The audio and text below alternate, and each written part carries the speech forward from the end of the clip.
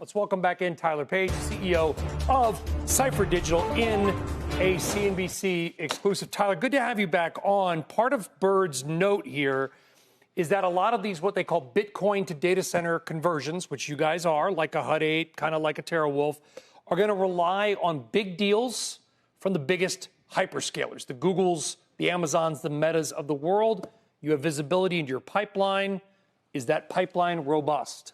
It's extraordinarily robust. So, yeah, I mean, I think that the market is catching up with our story. For years, initially as a Bitcoin miner, we developed a lot of expertise on finding places that were naturally suited for large power interconnects. With the growth in AI and the continued desire for larger campuses to do more complex compute functions, more power is needed, more land is needed. That's turned what were traditionally what might be deemed like tier 3 locations into potentially tier 1 locations for AI data centers. We've spent years developing the team and the expertise to build data centers in those locations. We're ahead of the curve. Now that everyone is moving to places like West Texas, we have a very deep land portfolio. So what did you see? And I've asked the same question, by the way, of some of your competitors. What did you see that got that right to go from tier 1 to, or tier 3 to tier 1? It's like somebody owns a plot of land, it's worth whatever. Then all of a sudden they find out a Walmart is going in next door and the land value goes up by 500%. That's kind of what you're talking about. Right. Well, what's interesting is to make Bitcoin mining work, you have to have really cheap power. So where is there cheap power? In locations where there's an abundance of generation and not a lot of demand. And so what made us see the potential for this trend to change was we saw the explosive growth in AI. I mean, a completely convex adoption curve. And suddenly, people wanting 200, 300, 500 megawatts at a single campus.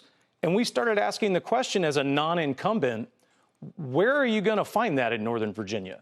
Like, there's not enough power there, so what's going to happen? And so we naturally thought the only conclusion, if you believe in the continued adoption of AI, is to go to places that were considered tier 3.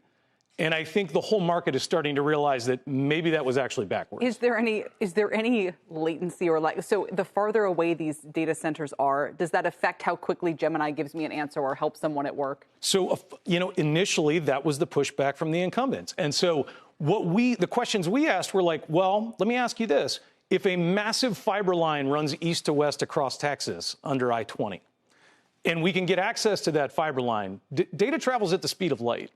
So I think we're not close enough necessarily to do like traditional cloud services, which require really low latency. But for the purposes of either training or inference, we're sub 10 milliseconds to the major metros in Texas. Is that how it works? Did you literally run a fiber under that? It already was sitting there. Wow. It was built out 25 years ago, and we had to find unoccupied capacity in those fiber lines. But when the data goes at the speed of light, I think initially everyone thought, oh, this is going to be like search. No one's going to wait. Right, exactly. What happens now if you do a search? You wait. It's thinking, it's thinking about it. It's looking for compute resources sometimes. That's why our portfolio has a lot of potential. But you also, like the fiber line under I-20, you also need to tap into an actual pipeline of natural gas. And basically imagine a pipeline, you guys put kind of a straw in it. It's called a lateral. You go out, you build a new power plant. That's kind of what you're doing, right? And the idea is there needs to be not only you need to be able to have access to the gas itself. So the gas owner needs to say, all right, Tyler, you can have some of my gas. But the pipeline owner also has to say, okay, Tyler, you guys can also add on to our pipeline. Sounds like they are willing and able to do that right now. Well, I mean, as always, power launch is one step ahead of the curve. So our 4.2 gigawatt pipeline is just grid connections. Separately, probably the hottest trend right now is that in this quest for faster access to power, hyperscalers and neoclouds are looking for other ways to get the power faster. The easiest way in a lot of cases is, what if we tapped the pipeline that's right by our property and we generated our own electricity and we built our own generation? How long would it take to get the gas molecules and the pipeline access and the necessary permits to just have our own electricity? And rather than getting in the queue for a grid connection, you can potentially have that in 18 months. And so if you build your own. If you build your own, and all of our BYOP, bring your own power. It's true. All of our major properties literally sit adjacent to an endless ocean of natural gas.